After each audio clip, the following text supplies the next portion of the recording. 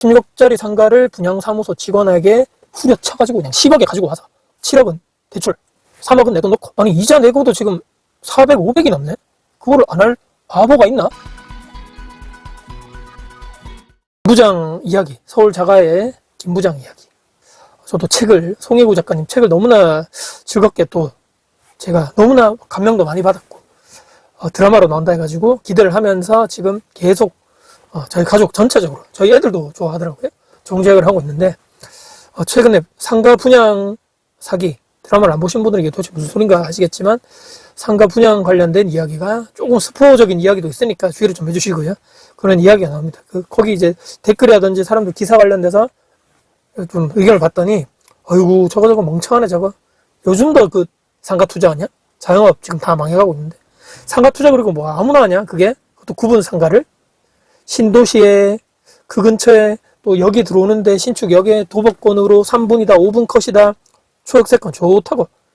근데 나중에 봤더니 제대로 지하철역 들어오는 계획 이것도 이미 틀어졌는데도 그거 제대로 확인도 안 하고 이제는 그리고 거기 드라마에서 보면 이 분양까지 하고 그 업체에서 임대까지 다 맞춰주는 거죠.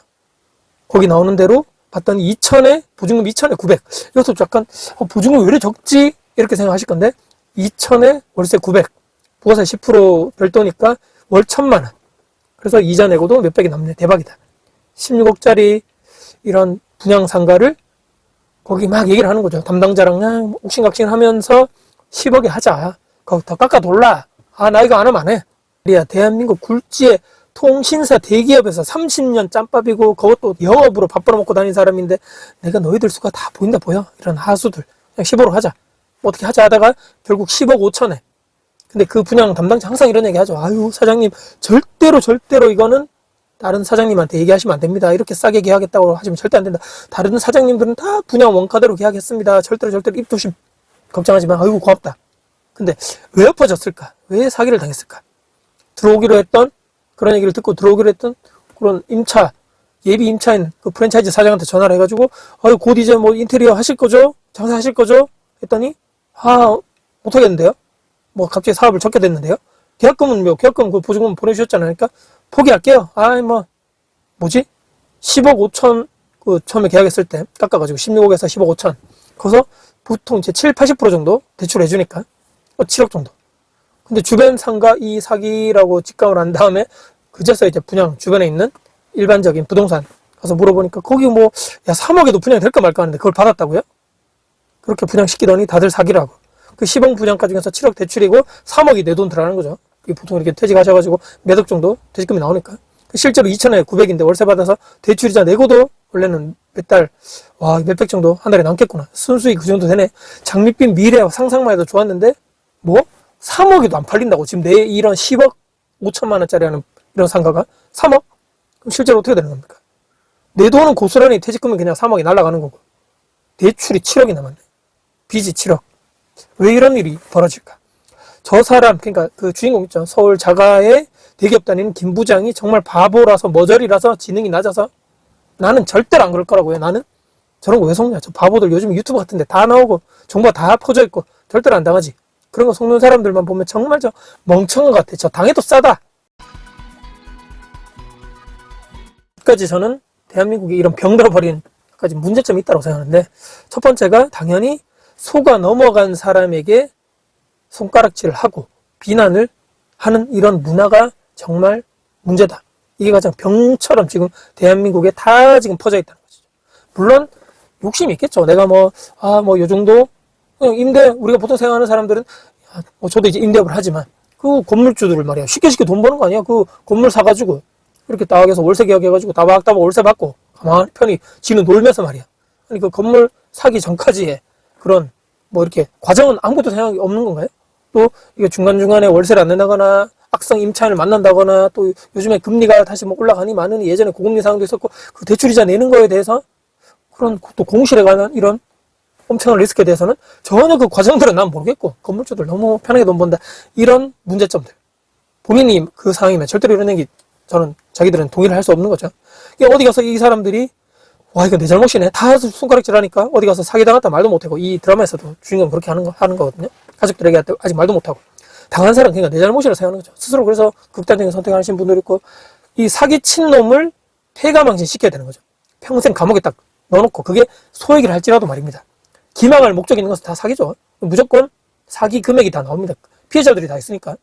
무조건 끝까지 이 변제를 할 때까지 추징을 해야 되는 거죠. 돈, 너 어디다 빼돌렸어? 내 명의에 있는 재산들은 다 빼돌리고 남에게 다 이렇게 다 돌려놨다? 오케이? 그래? 너 깜빵에 쳐놓고 나서 일을 시키는 거죠. 노역이라고 했죠. 노역을 시켜가지고 일당을 매일매일 이 사기꾼 범죄자가 벌어들이는 것을 피해자에게 다 이렇게 딱딱 매일매일 나눠주는 겁니다. 변제 끝날 때까지 너는 깜빵에서 절대로 너는 못 나간다라고 했을 때 과연 사기를 쉽게 치겠습니까? 치면 무조건 100% 그 돈 다 돌려줄 때까지, 변제할 때까지 넌 절대로 깜빵에서 못 나가라고 할, 조금 이제 이런 사기 관련된 범죄가 좀 줄어드는 게 아닐까라고 생각하면서, 이게 너무 그 사람에게 우리가 막 손가락질로 비난하는 이런 문화는 사라져야 된다. 사기 친 놈이 잘못인 거죠. 두 번째는 모든 것은 이게 가장 중요합니다. 그 당시 상황, 심리, 또 경제적인 이런 나의 위치나 이런 여러 가지 문제점들, 또 내 주변에 있는 사람들의 말이나 행동들. 저도 예전에 유튜브에 또 제가 이런 얘기를 했을 때, 최근에 들어오신 분들이나 저를 잘, 오래 전부터 잘 모르시는 분들은 지금 무슨 소리를 하겠지만, 제가 유튜브 통해서도 예전에 고백을 했었습니다. 무슨 고백이냐? 그 30대 초반 때 제가, 첫째가 이제 막 태어났을 때, 제가 30대 초반일 때, 신안, 거기 있는 천사의 섬, 이렇게, 이쪽에 서해안 쪽은 섬이 엄청 많죠. 거기에 천사의 섬이라는, 거기 기획부동산에 제가 사기를 당하게 되는 거죠. 기획이 되어서, 그 당시에 3천만 원대, 3천만 원 중반 정도의 금액을 투자 사기를 제가 당하게 됩니다. 실제 제가 했었던 일이고요. 결국 그래서 뭐 엄청 길었지만 부동산 이런 사기 관련된 기획부동산 전문 변호사를 제가 선임을 해서 그 당시 선임비만 해도 제가 400몇만 원을 준 것 같습니다. 돌려받긴 했죠. 그 돈을 말이죠. 변호사 써가지고 막 제가 겁박하고 막 너희들 다 해가지고 한다 하니까 저만 돌려준 것 같아요. 다른 분들 엄청 많았습니다. 사기 사건들이. 그래도 저에게 큰 상처고, 그 당시에 제가 부동산 투자를 하고 있음에도 불구하고, 야, 나는 부동산 사기 안 당해. 그 당시에도 부동산, 그런 기획부동산이 많았거든요. 그 전부터 제가 공부도 했고 책에도 많이 봤었는데, 아니, 내가 그걸 당한다고? 이 이야기를 하려면 제가 밤새도록 얘기하지만 짧게 정말 말씀드리면, 애가 그 당시 첫째가 태어났고, 그 당시에 제가 또, 일반 직원에 있다가 4년차 대졸 입사하고, 바로 차장으로 초임 간부로 승진하게 되면서, 울진에서 전라도 영광으로 발령을 받게 되는 거죠. 그건 저는 이제 대구 사람인데, 전라도 다른 분도 가본 적 없는 제가 주말 부부를 하게 되고, 막 신혼이었는데, 대구 영광 왔다 갔다 하면서 이렇게 주말에 일 때문에 막 못 갈 수도 있고, 그런 힘든 상황에 저희 부모님이 또 헤어지시게 되는 과정도 그때 같이 또 이렇게 겹친 격으로 아버지가 그 당시에 또 피부병, 건선이라 들어보셨나요? 건선? 피부에 막 물집이 잡히고 막 오만 몸에 막 다 퍼지는 건선이라는 것을 들어보셨는 분도 계실 건데, 그것 때문에 아버지가 그때부터 몇 년간 고생을 하시게 되면서 이걸 어떻게 낫게 해드려야 되나, 뭐 어떤 치료법이 있냐, 막 전국에 막 5만 건선 환우들의 이런 것들을 제가 다 들어보면서 카페도 가입하고, 이런 거 지금 생각하면 막 어떻게 했나 싶은데, 거기 또 몇 년 고생했는데 또 와이프가 애 낳고 얼마 안 있다가 집에서 이제 처집에서 몸조리하고 있는 그 상황에서 욕실에서 넘어지는 바람에 이 척추가 골절이 됩니다. 상상할 수도 없는, 지금 알고 보니까 원인은 골밀도가 워낙 낮아지고, 애 낳고 나서 얼마 안 돼가지고 골밀도 너무 낮아졌는데, 검사를 해보니까 80대 할머니 수준이다. 그 당시에 30대 초반이 와이프가 말이죠. 그것 때문에 애가 갓난 애기니까 2인실에 결국 입원을 해서, 와이프는 여기 계속 누워있고, 한 달간 못 일어나는 거죠. 누워있고, 장모님이 오셔가지고 첫째를 돌보면서 저는 이제 주말에 왔다 갔다 하면서 주말에 교대를 하고, 이런 게 계속 쌓이고 하다 보니까 사람이 멘탈이 나가는 거죠. 거기서 최악의 시기에 이상한 게 사람이 보이더라는 얘기예요. 이상한 거. 토지로 뭐? 그런 글이 제가 전혀 관심도 없었는데, 뭐 토지, 땅을 사가지고 하면 나중에 묵혀두면 큰 돈이 된다고? 그렇게 사람이 욕심이 저 스스로도 나게 되고, 눈이 멀게 되고, 그때 항상 사기꾼이 귀신같이 알고, 그 돈 냄새를 맡고 접근을 하고, 제 상황을 다 얘기했더니 막 그 당시 사기 쳤던 그 사람도 대구 사람인데도 불구하고 같은 고향인 저에게 사기를 치더라는 얘기입니다. 이 김부장 상황도 다시 돌아서 이제 회사를 퇴직했죠. 그동안 통신사 영업, 거기만 본인 능력을 알아주지, 그쪽에 분야는 본인이 고수겠죠. 나보면 솔직히 얘기해서 아무것도 아닌 사람, 그 사람을 무시해서가 아니고요. 물론 이렇게 얘기하면 서울에 자가의 아파트도 있는데 뭘 그런 부자를 걱정하냐, 그렇게 생각하시겠지만, 이 드라마의 컨셉일 뿐인 것이고요. 대부분 어떻습니까? 영상 보시면, 저도 마찬가지고, 영상 보시면 지방에, 뭐 아니면 수도권에, 서울에 있는 분도 계실 거지만, 그냥 집 하나 있고, 거기에 당연히 대출이 아직까지 있는 거죠. 아직 저 나이 또래나 저보다 좀 있으신 분들도 자식들이 아직 덜 커가지고 교육비를 아직 수준이 좀 나가는 상황이다. 결혼할 때 우리 부모님은 어떻습니까? 대부분 결혼할 때 좀 뭐라도 좀 보태줘야 되는 것이 아닌가. 본인의 노후 준비를 제대로 못했으면서 말이죠. 다 퍼준다, 다. 이 드라마 상황도 부자인데 뭔 걱정이냐 이런 시각으로 보지 말고 나를 그 드라마 주인공이라고 대입해두고 생각하면 훨씬 더 현실적이고 이해가 쉽다라는 말씀입니다. 퇴직했는데 할 것도 없고 특히 남자들 어떻습니까? 그 회사 다닌다는 그 자존감, 그 막 내가 현직에 있고 말이야 이런 것 때문에 버티고 버틴 사람이 나오다 보면 이렇게 에너지가, 아버님들 여기 보시면 에너지가 팍 줄어든다 그러죠. 근데 거기서 자존감도 내려가고 자신감도 하락하고 불러주는 데는 없고 하루 종일 연락 오는 연락처 아무것도 없고 돈도 점점점 이제 퇴직하면 까먹게 되고 이 잔고가 줄어드는 거 보면서 불안하다니 불안하다.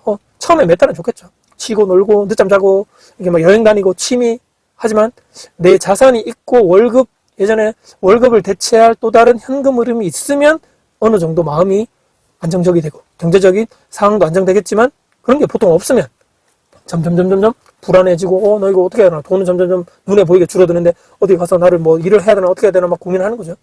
이거 정말 뭐 할 거 없나? 재취업은 이 나이에 내가 힘들 것 같고 자영업? 야 주변에 보니까 막 TV 같은 데 보니까 막 자영업 뭐 하는 사람들도 날가 우긴다는 사장님들도 막 요즘에 코로나 때보다 더 힘들다 그러는데 폐업률이 대한민국에 80%라고? 괜히 했다가 망할 것 같고 안 되겠다. 그럼 뭐 하나? 뭐 일하러 오라는데 그 드라마에도 나오거든요. 나를 일하러 오라고 하는데 뭐 월 200? 내가 지금 뭐 몇백 거의 월 뭐 7, 800을 받는 사람이 월 200? 뭐 근데 그 돈 주는데도 대부분 내가 뭐 계약직이라고?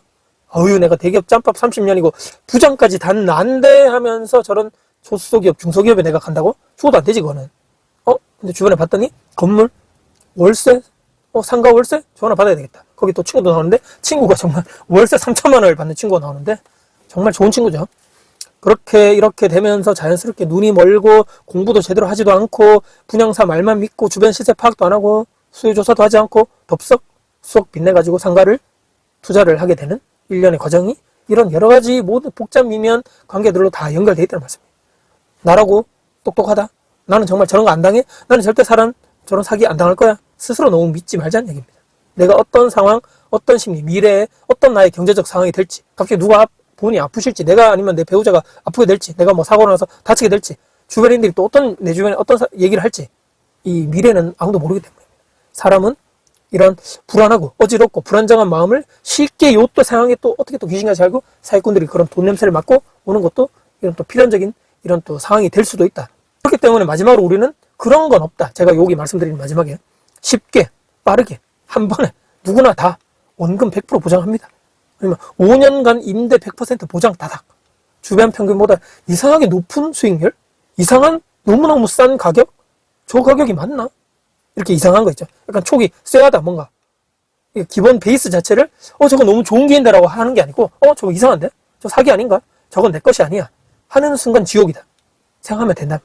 나에게 그런 기회가 그러니까 나라는 게 공부하지도 않고 그쪽 분야가 내가 전문 분야도 아니고 내가 잘 모르는 분야인데 누가 뭐 이렇게 추천해준다? 그런 기회가 나에게 온다? 그건 선의로 보장된 지옥행 열차.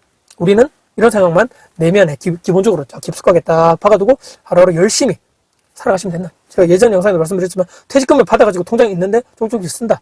그것이 오히려 낫다. 조금씩 그냥 까먹으시라.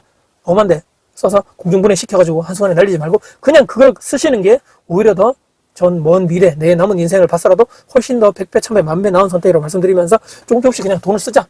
남한테 좋은 일 시키지 말고 말입니다. 오늘 영상 마지막으로 쭉 이렇게 마무리 드리면서 최근에 봤던 김 부장 이야기, 드라마에 나왔던 이야기 외에 상가 투자를 이렇게 우리가 다 아는 것 같지만 또 대한민국 사회가 이런 사기꾼들의 천국이 되는 이런 안타까운 현실도 보면서 우리는 이렇게 되지 말자라는 경각심 차원에서 다시 한번 우리 구독자님께 말씀드리면서 영상을 마무리할 겁니다. 영상 여러분께 도움 되셨다면 구독과 알람 설정 댓글 주시고요. 전사 주변 분들께 공유될 가치가 있다고 생각하신다면 널리 헌의 부탁드렸습니다. 끝까지 봐주신 우리 찐 구독자님들께 진심으로 감사드리면서 댓글도 의견을 남겨주십시오. 감사합니다. 기다리겠습니다. 화이팅입니다.